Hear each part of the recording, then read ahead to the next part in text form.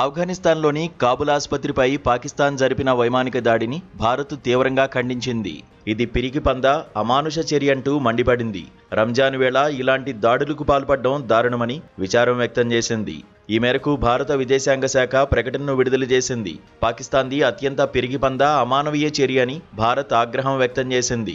ఈ దారుణమైన మారణహోమాన్ని ఒక సైనిక ఆపరేషన్గా కప్పిపుచ్చుకునేందుకు పాకిస్తాన్ ప్రభుత్వం ప్రయత్నాలు చేస్తోందని మండిపడింది. ఇది ఆఫ్ఘనిస్తాన్ సార్వభౌమాధికారంపై జరిగిన దాడని, ఈ హేయమైన నిర్లక్ష్యపూరిత చర్య ప్రాంతీయ శాంతి భద్రతలకు ప్రత్యక్ష ముప్పేనని భారత్ స్పష్టం చేసింది.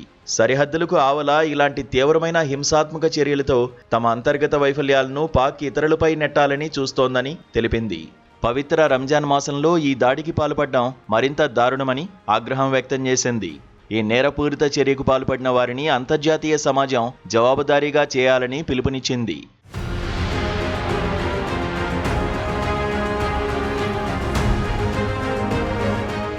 పాకిస్తాన్ ఉద్దేశపూర్వకంగా చేస్తున్న దాడులను తక్షణమే అడ్డుకోవాలని భారత విదేశాంగ శాఖ తన ప్రకటనలో పేర్కొంది.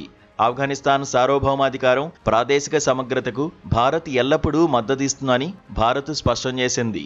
ఈ విపత్కర సమయంలో ఆ దేశ ప్రజలకు అండగా ఉంటామని హామీ ఇచ్చింది.